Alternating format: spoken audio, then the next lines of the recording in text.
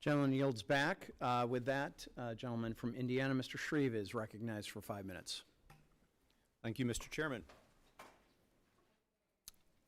Mr. McGuire, under current law, BIS maintains the Commerce Control List and Entity List, and companies like Huawei and SMIC are already on that list because they support China's military buildup and the surveillance state.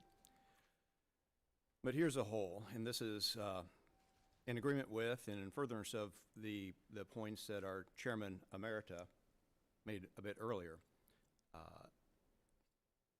BIS can only list the foreign persons, not U.S. incorporated subsidiaries and those same adversarial companies who own or control.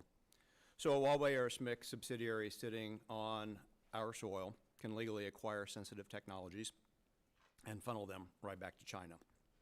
So my question, would expanding BIS's authority to add those U.S.-based subsidiaries to the entity list help prevent sensitive technology to being routed to strategic adversaries like China? And I heard at one point in testimony that 50% ownership threshold. And in your view, is that sufficient? So thank you for raising this. I think this is actually a very important point, a very important loophole that has largely gone unaddressed. The fact that Chinese companies take AI chips, the only place in the world that Chinese headquartered companies, a subsidiary of a Chinese headquartered company, is allowed to buy a U.S. chip under U.S. law is in the United States of America. And that's legal. That's silly.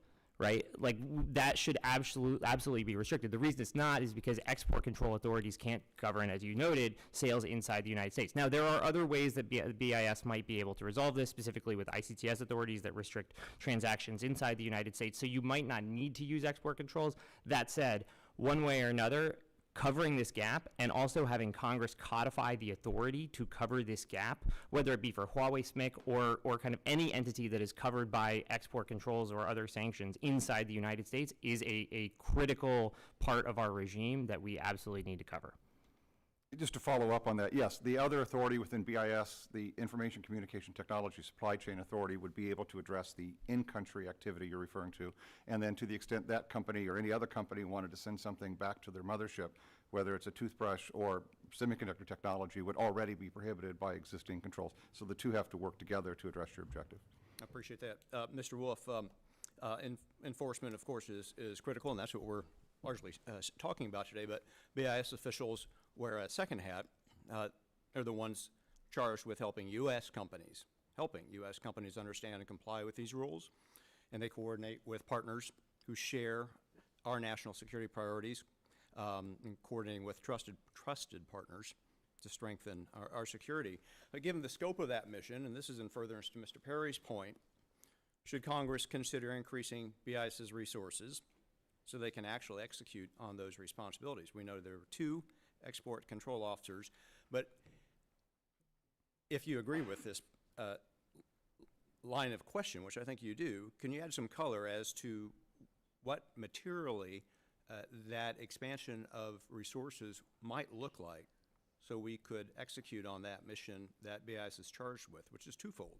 Yeah, no, I'd be happy to give you a longer list than what I included in my testimony, but on your first topic, education, outreach to ensure compliance and understanding is absolutely critical. As you saw from my attachment, these rules are insanely complicated, and in order to help companies comply and not inadvertently make mistakes, they need to understand them, and that is a core mission of BIS that should be supported.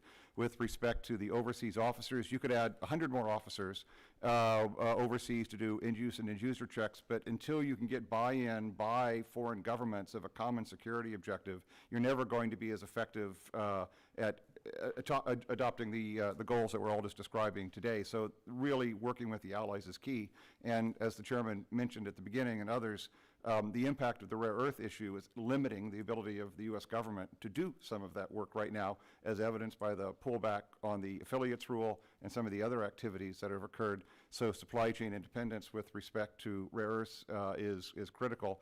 But in the meantime, don't do more harm than good with respect to what is in U.S. industry and applying policies that are more harsh for U.S. companies than they are for their foreign competitors, by definition handing the markets over to the foreign competitors. So it's a combination of each of those three different topics, big picture, but I'll give you a longer list later if you like. All right, Mr. Chairman, my time's expired, but I appreciate these responses very Okay. much. Your time has expired, yet, as they say on television, but there's more. We're with the indulgence of our witnesses, the ranking member and I would